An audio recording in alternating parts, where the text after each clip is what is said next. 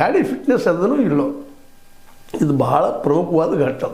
ಅವು ಗಾಡಿ ಓಡಾಡಲಿಕ್ಕೆ ಅನುಕೂಲ ಅದನ್ನು ಇಲ್ಲೋ, ಒಳಗೆ ಮಲ್ಕೊಂಡಿರ್ತಾರೆ ಪಾಪ, ಕೊಡ್ತಿರ್ತಾರೆ, ಎಲ್ಲ ಜಿಗಿದು ಹೋಗೋದಕ್ಕೆ ಅನುಕೂಲ ಅದಾವು, ಕಿಟಕಿಯಿಂದಾಗಲಿ ಮತ್ತೊಂದಾಗಲಿ. ಸ್ವತಂತ್ರವಾದ ಮೀಡಿಯಾಗೆ ಬೇಕಾಗಿರುವುದು ಸ್ವತಂತ್ರ ಧ್ವನಿ. ಆ ಸ್ವತಂತ್ರ ಧ್ವನಿ ಉಳಿಸಲು ನೀವು ಮಾಡಬೇಕಾದದ್ದು ಇಷ್ಟೇ. ಅದೇನಪ್ಪಾ ಅಂತಂತಂದ್ರೆ ನಿಮ್ಮ ಕೈಲಾದಷ್ಟು ಸಹಾಯ ಈ ಚಾನಲ್ಗೆ ಮಾಡಿ ಹಾಗೂ ನಿಮ್ಮ ಧ್ವನಿಯನ್ನು ಕಾಪಾಡಿಕೊಳ್ಳಿ. ಸರಳವಾಗಿ ಹೋಗುವಂಥ ಅದಾವು ಇಲ್ವೋ?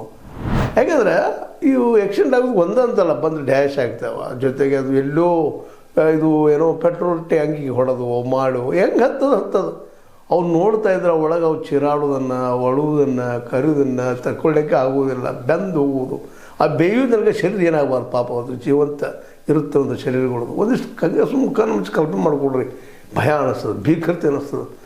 ಹೆಂಗ್ರಪ್ಪ ಅದನ್ನು ಸಹನ ಮಾಡಿದರು. ಸ್ವಲ್ಪ ಬೆಂಕಿ ಏನೋ ಚಹಾ ಕಾಯಿಸ್ತಿರ್ತೀವಿ, ಮತ್ತೇನೋ ಮಾಡ್ತಿರ್ತೀವಿ, ನೀರು ಕಾಯಿಸಿ ಸ್ವಲ್ಪ ನೀರು ಬಿಸಿನೀರು ಕೈ ಬಿಡ್ತಾರಪ್ಪ ಏನಪ್ಪ ಅಂತೀವಿ ನಾವು.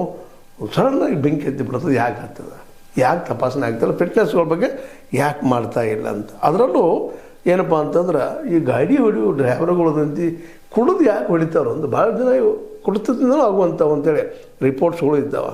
ಕುಡಿತದಿಂದ ಸಂಚಾರ ನಿಯಮ ಉಲ್ಲಂಘನೆ ಮಾಡೋದು, ಅತಿ ವೇಗವಾಗಿ ಬರೋದು ಹೋಗೋದು ಎಕ್ದಮ್ ಮುಂದಿದ್ದವ್ರು ಹಿಂದೆ ಹಾಕಿ ಹೋಗೋದು. ಏನು ಅಷ್ಟು ಗಡ್ಡೆ ಬಿಡಿರ್ತದೆ, ಎಲ್ಲಿ ಸ್ವರ್ಗಕ್ಕೆ ಹೊಂಟಿದಾರ, ಹೋದಂಗಣ ತೆಗೆದಿದ್ದು ಮದ್ಯದ ಅಮಲು ಸೆರೆ ಕುಡಿದು, ಹೆಲ್ಮೆಟ್ ಇದು ಗಾಡಿ ಹೊಡಿದು, ಟೂ ವೀಲರ್ಗಳು. ಮಾರಾಯ ಟೂ ವೀಲರ್ಗಳ ಬಗ್ಗೆ ಮಾತಾಡೋ ಹಾಗಿಲ್ಲ.